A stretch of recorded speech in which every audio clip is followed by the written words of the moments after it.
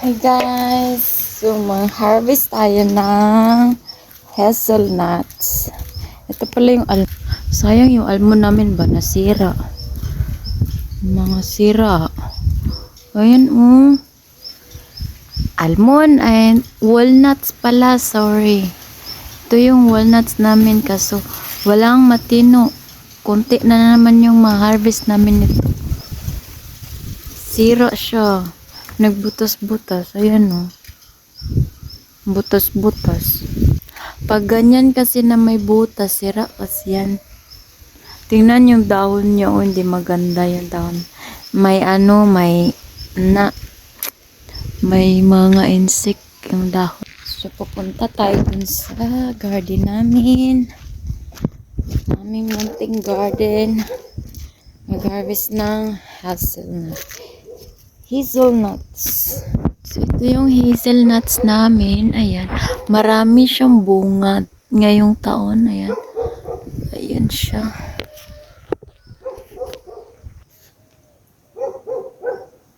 Ayan.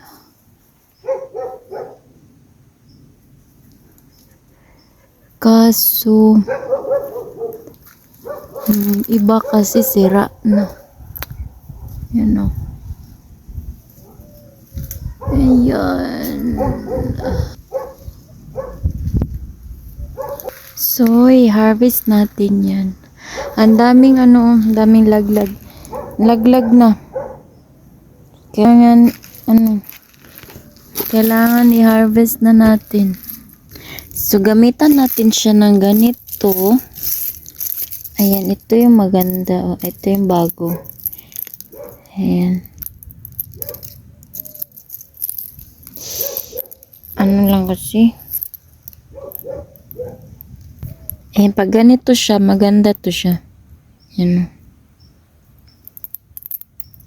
Bago pa to. Bagong laglag. Ang mahal pa naman ng hazelnuts guys. Mahal kaya nito. Kaya pag meron kayong ganito, naku. Ang swerte nyo na. Mag-harvest tayo. Try ako mag-collect kay si asawa nag-harvest nito. Sabi ko mag-try ako mag-harvest.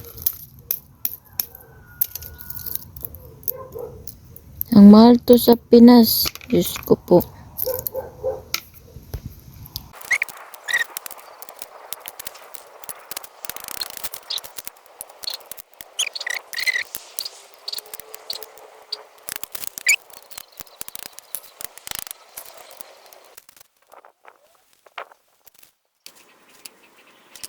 Mabilis lang kunin kapag yung natanggal na ba yan wala na siyang ganito mabilis lang. Yan, puti pa Pero pag may ganito siya, ang hirap. Sira siguro pagka may hindi pa siya natanggal ba. Sira siguro to. Ayan Yan. Yan na naman, nalaglag na naman. Nalaglag. Ito mabilis lang to Diba? Tanggal na.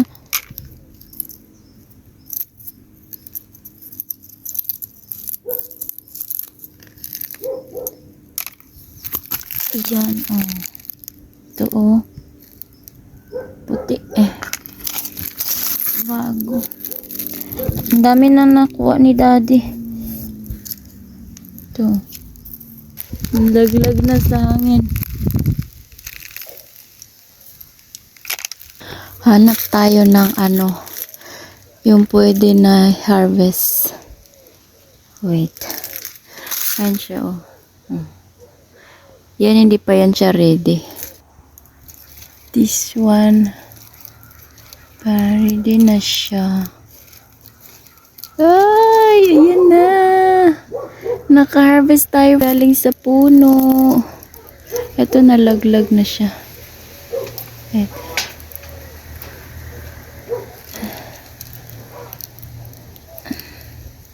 Yay! Tada! One more. Ay, nalaglag yung isa.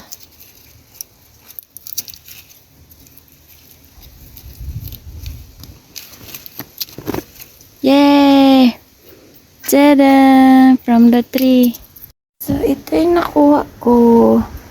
Yung pinulot ko sa baba, sa ground. Tapos ito yung nasa hinarvest ko galing sa puno na hazelnuts. Ayan. Galing sa puno ko siya. Tapos, ito yung sa ground. Tapos, kamatis namin, siro sa init. Actually, kapag harvest na kami marami. Tapos, yung sitaw ko, ito na lang yung na-harvest ko today. Kasi kanina nag-harvest ako. Tapos, last few days, marami. So, hindi na ako nakapag-update. So, ayun lang. Meron pa akong doon, mga tira para pang seeds next year. So, yan lang.